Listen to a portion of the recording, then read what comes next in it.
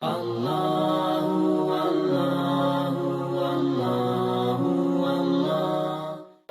akan uji kamu dengan ketakutan, kelaparan, kehilangan harta benda dan juga kematian. Kelaparan. Kontrol. Masa itu, tahu tak apa maksud Islam dengan Muslim? Okey, soalan ini siapa dapat jawab, saya bagi jawab, saya bagi hadiah. Now, saya bagi. Terangkan kepada saya apa maksud Islam dengan Muslim. Tolong angkat tangan. Maksud Islam dengan Muslim.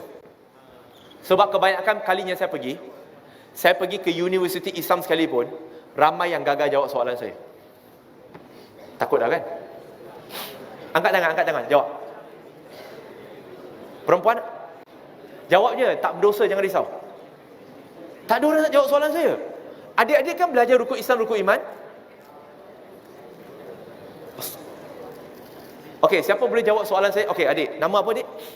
Syarik Ezam. Okey, silakan. Apa maksud Islam tu agama, Muslim tu orang yang berislam.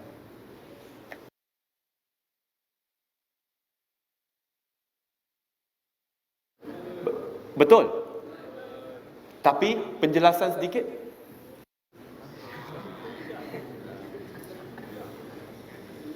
Tak apa, jelas sikit je, jelas sikit. Jelas.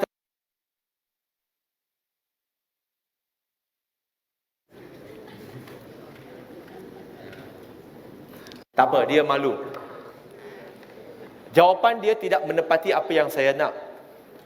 Tetapi saya tetap bagi dia buku ni.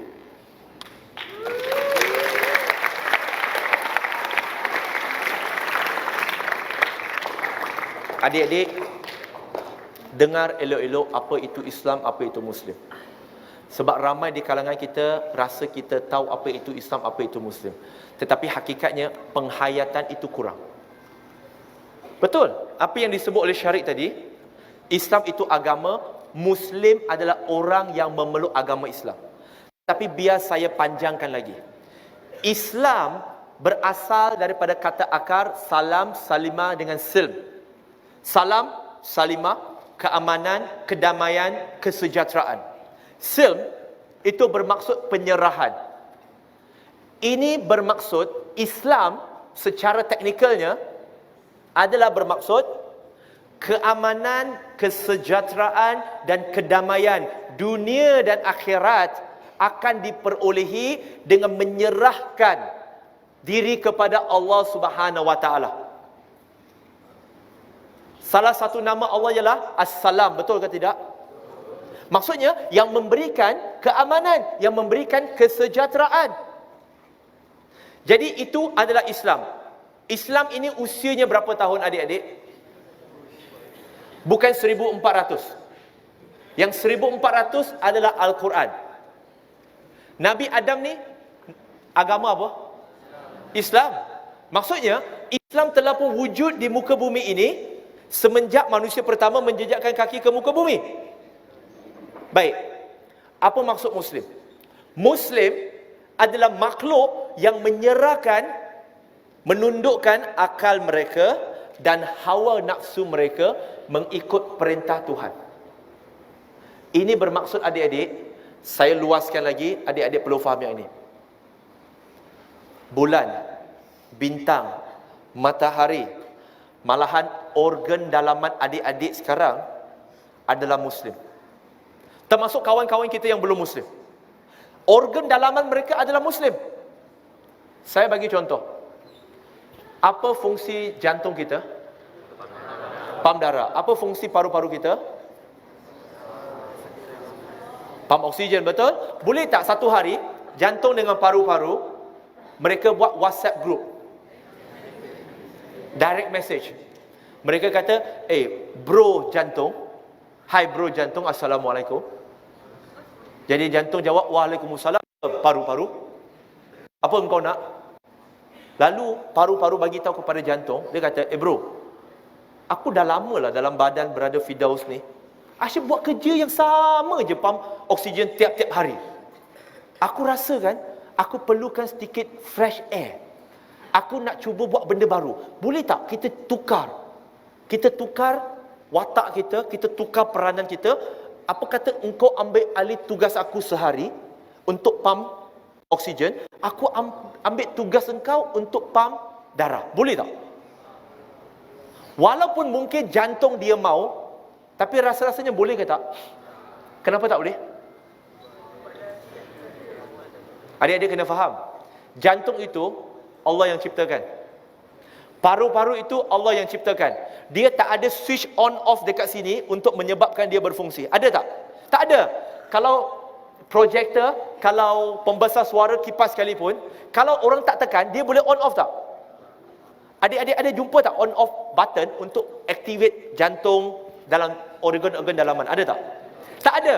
Maksudnya dalam ini semuanya adalah Muslim. Wa qala innani minal muslimin. Dan aku adalah orang yang menyerahkan diri kepada Allah. Serahkan apa?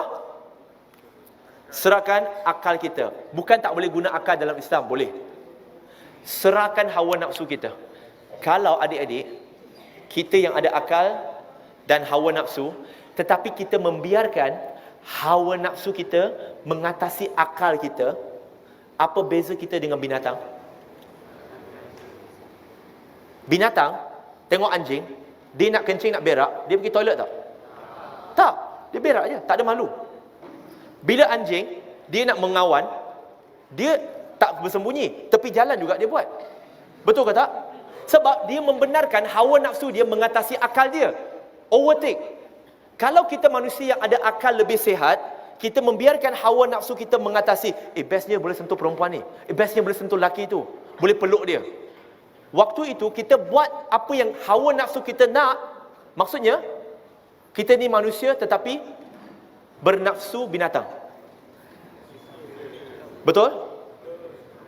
Jadi kena faham yang itu. Baik.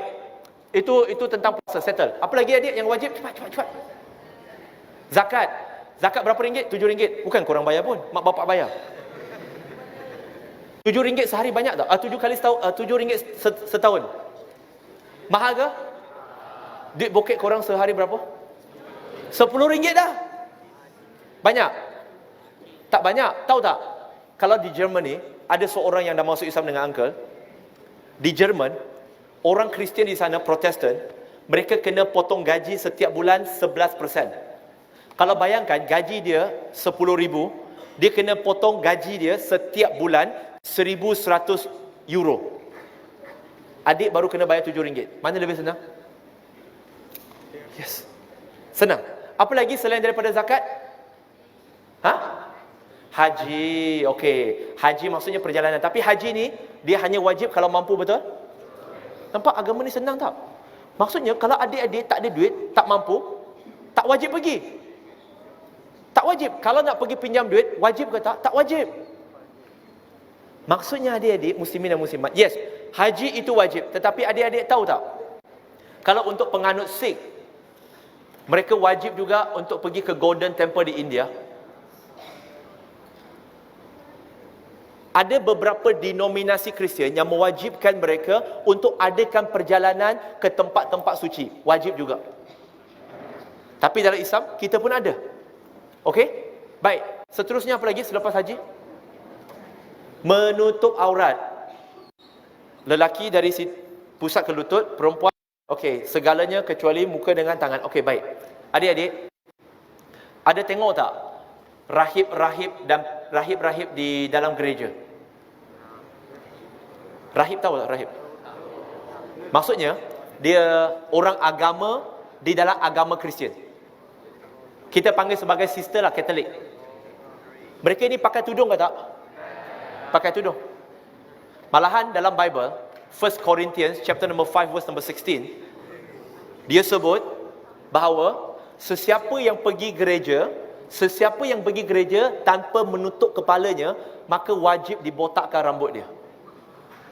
Adik-adik tak pakai, kalau kawan-kawan kita kat luar tu tak pakai tudung, ada tak siapa botakkan kepala dia? Tak ada. Tak ada.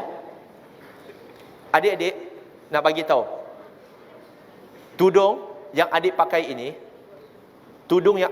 ini, dia sebenarnya memang betul, kebiasaannya kita dengar ialah nak menjaga kehormatan. Tapi biar saya jelaskan. Sebenarnya tudung menutup aurat ini, menjaga kehormatan, itu adalah perkara lain. Yang paling utama ialah apa tahu? Tanda ketaatan kepada Allah Subhanahu Wa Taala. Angka bagi contoh, macam mana kita nak kenal pasti seorang polis? Macam mana kita nak tahu dia doktor ataupun jururawat?